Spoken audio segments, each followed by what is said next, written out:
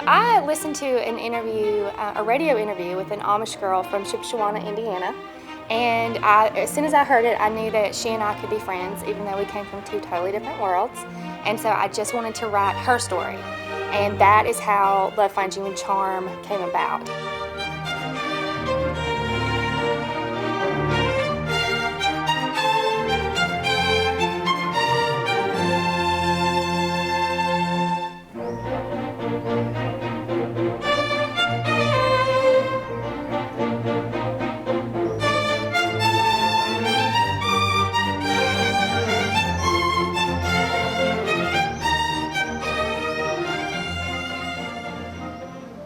The story is basically about a girl who's at a fork in the road. She is at a point in her life, she's a young Amish girl, she has to make a decision to do this, go this way or this way.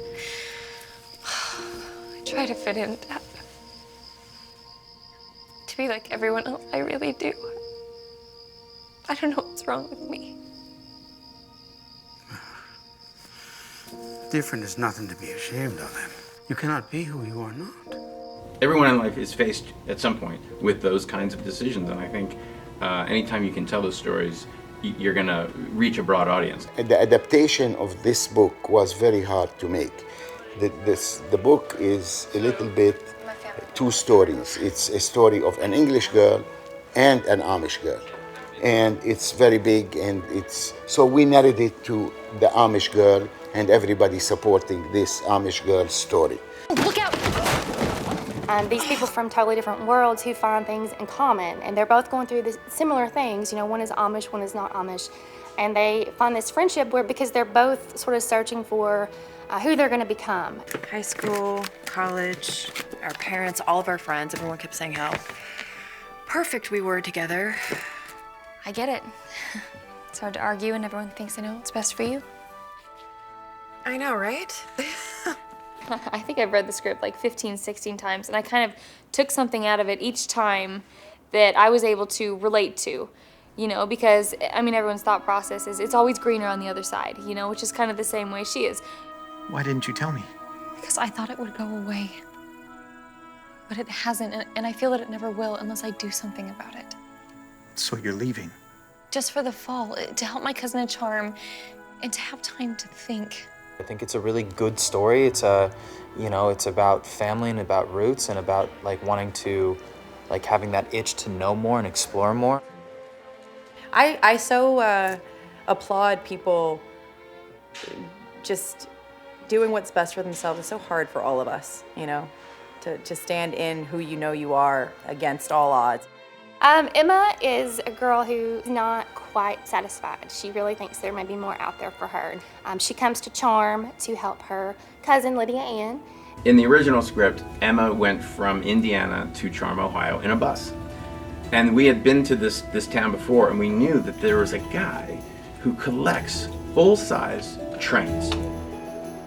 So I said, well, if we can put her on a train, and because I'm doing The Notebook and Dr. Zhivago, that's gonna look a lot better than her on a bus. So, I mean, the trains can go 20 feet this way, 20 feet that way, or whatever. I look at that moment, and with Jamie's score, and with those images, it really makes it feel like she's going from this little tiny, sheltered, you know, in a bubble world, and she's going over the rainbow. She's Dorothy going up to Oz, you know. And while she's in Charm, she really discovers a lot about herself and about, you know, the person that she wants to become. There's always just that sense of, I want more. And even when she comes to Charm and she meets Noah, I mean, he's just like the perfect man, but yet she's like, I think I want more. I want to see what else there is, you know? I can show you around town if you'd like. Help you get a lay of the land. Well, thank you, but I like to find my own way. As you wish. Noah is a young Amish man who lives in Charm, and you sort of find out pretty quickly in the story that he has ventured outside of the Amish world and has decided that this is where he belongs. Yeah. Amish life is hard. Yeah, the location's amazing. We're kind of in, I want to say Amish country. It's pretty special. It's like I'd never experienced anything like this before, and I've definitely traveled the world as well. And action. funny because when I flew in, it was pitch black and it was late at night. We got in here and I couldn't see anything because it was dark, and I woke up in the hotel and I was like, where am I? The whole population of Charm, Ohio is 400 people. So it is very unusual. It's not by majority vote or anything. It's by everybody have to be pleased. If one says no to something, and it's a no. I actually had one of my editors lives in this area, and she had a lot of connections here that I was able to talk to and to really run things by. They would read pieces of the manuscript as I wrote it, and let me know, yeah, this is you're on the right track, or this is definitely not something that Emma would do or that an Amish person would do. So the farm in Walnut Creek, which is in the story, it's the Plank Farm. So the cheese auction, the axe competition, a big chunk of the movie. We were able to, point the camera that way, and then we go around the corner, and there's another whole location that doesn't even look like the other location. Oh! Let me know if you want me to cut. Nope. The axe competition and the cheese auction, you can look at them in story-wise, and they can just be events that are, pushing the story. But they are metaphors. He is literally chopping wood to provide. He wins $200, and he's going to buy her cheese, and he's going to provide for her. And in comes City Guy to say, "Bye, I'll just open my wallet, and I will just blow you out of the water." $200. $200. And 225 and 225, so to the 225, 5 to the 225, 500. 500. And he wins, and you see it on His Noah's face. face. He leans back. He's like, "Well, I can't be that do guy." that." Yeah. Tiffany, Yes.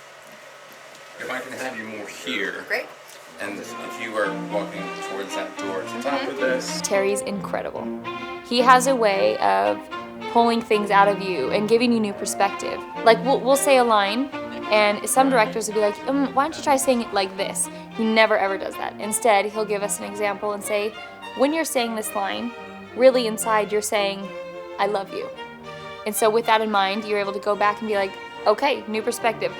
And the moments in the mirror can be, I'm really sick of this, and I really want to try this, right? Because she's really talking you into making your transformation.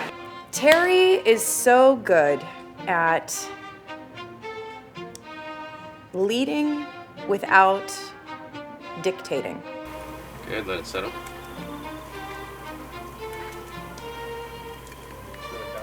It is. That's the good stuff. He doesn't ever get angry. He's so good at being open and comfortable and approachable, but still commanding respect.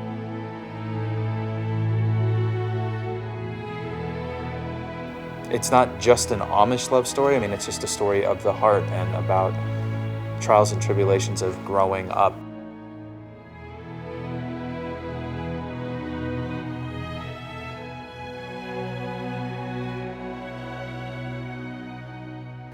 Although experiencing everything is great, sometimes the best things in life you don't realize are right in front of you. I mean, I think that's the same way I approach all my books. I want things out there that I feel good recommending to my 94-year-old grandmother and, my 13-year-old cousin. And really, they can all relate to the journey that Emma goes on, no matter where they come from.